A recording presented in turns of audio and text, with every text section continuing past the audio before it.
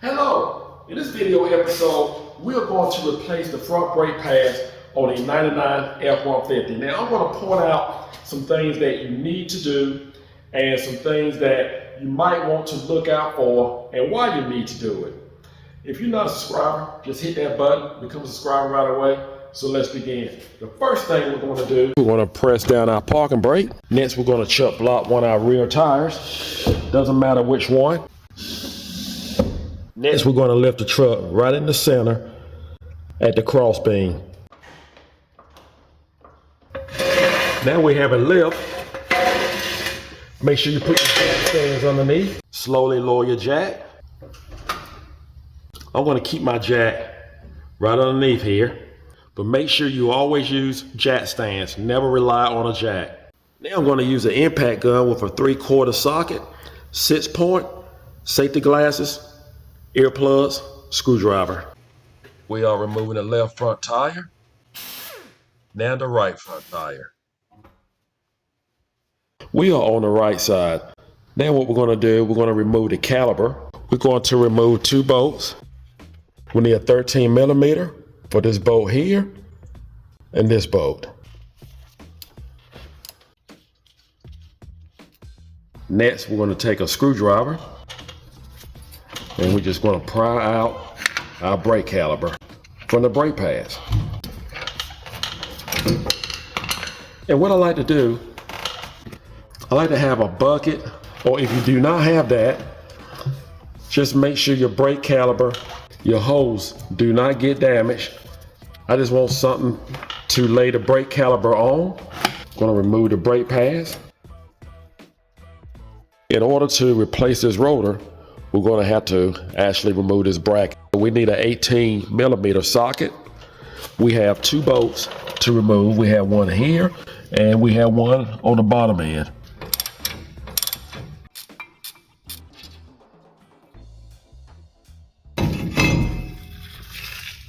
This rotor can actually be turned. Trying to find someone nowadays to turn a rotor can be difficult, but I will say if you turn one rotor, you need to turn both rotors. You cannot just turn one rotor. And if you purchase a rotor, you have to buy them in pairs. Just go ahead and buy a second rotor for the other side, because you would be very unhappy that you did not turn nor replace up against a new rotor. This is the part number and the price range of the rotor that I'm going to be using. Here are the brake pads I'm going to be using. Here's the part number and the price range. I like when I purchase a kit that they supply new hardware. Take advantage of it. You want to make sure that your slide pin here is actually moving freely. In order to make sure that it stays that way, you want to make sure you actually take it out. What we're going to do, we're just going to lubricate it. That one there, it definitely needs servicing. Now, if these slide pins was to freeze up on your vehicle, what that would do is actually make your brake caliper not disengage like it should, and you can wear out brake pads. We don't want that, and I got a feeling that's what happened to the left side. We are actually currently working on the right side. A sticky bad caliper can cause that problem also. All you have to do is just wipe the pin clean. Just want to put some grease on it. And you want to make sure you use grease. I call it brake grease. You want to make sure you use the proper grease to do this job. Just going to slide it back in. Make sure it's moving freely.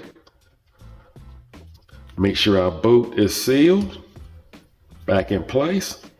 That's what you want. Make sure you do the other one the same way. After servicing both slide pins, make sure you replace your hardware. Then we can place back on our bracket. Need an 18 millimeter.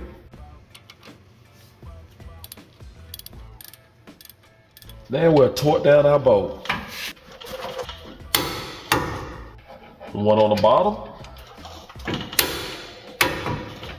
Gonna lift the hood.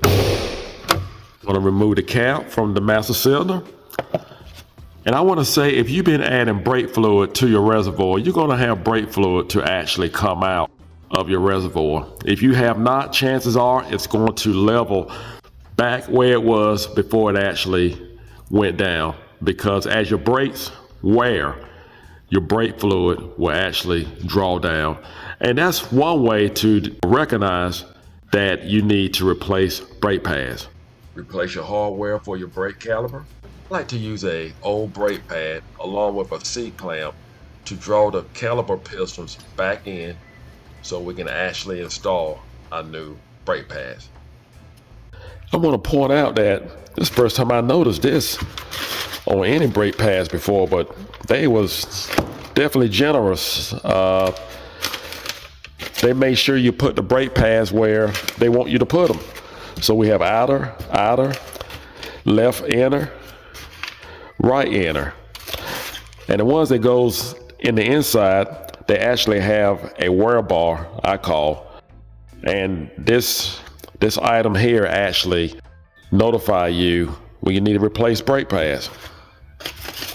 Keep you from damaging your rotors. Properly install your brake pads. Slide in your brake caliper over your brake pads. Screw in your 2 bolts for your brake caliper. We're going to torque down the bolt. For the brake caliper, we're torquing the bolt to 27 foot-pounds. Torque your bottom bolt. Don't be alarmed if your brake rotor actually moves. It's going to tighten up once you mount your tire. As you place on both tires, you will need to torque down your lug nuts. Now we are on the left side of the vehicle. Remove your brake caliper bolts. Slide back your brake caliper. Remove your brake pads. Remove your bracket for your brake caliper. The back of this rotor don't look so good. Remove your rotor. Even if you had someone to turn your rotors, I doubt very seriously that they will actually turn this rotor. In a case like this, you would definitely have to purchase a brand new rotor. Not quite sure what happened there, because all the other pads, they wasn't as low as that pad was. So that's why it's going to be important that you make sure that you grease your slide pans to make sure that the caliper is working properly. Again, a sticky brake caliper piston can cause a rotor to be damaged as well. Again, we're going to service our slide pans. Install your new hardware. Install the new rotor. Mount back on your brake caliper bracket. Torque down our bracket bolts. Make sure your brake rotor is free from any grease, and if you need to do so, just apply some brake cleaner to it. Make sure all hardware is replaced. Press in your brake caliper pistons with a C-clamp and an old brake pad. Slide your brake caliper over your brake pads. Torque down both brake caliper bolts. Place your cap back on your master cylinder. As you can see, I have not been adding brake fluid to my master cylinder. If I did, I would have brake fluid all over my master cylinder right now. Close your hood. Install your left front tire. Remove your jack stands and lower down your vehicle just enough to put the front wheel on the ground so they will not turn. We need to torque down the lug nuts for the front wheels. Torque down your lug nuts to 100 foot-pounds. Now we can lower the vehicle down. Before you start your vehicle and put it in gear, check your brake pedal to make sure it is working properly.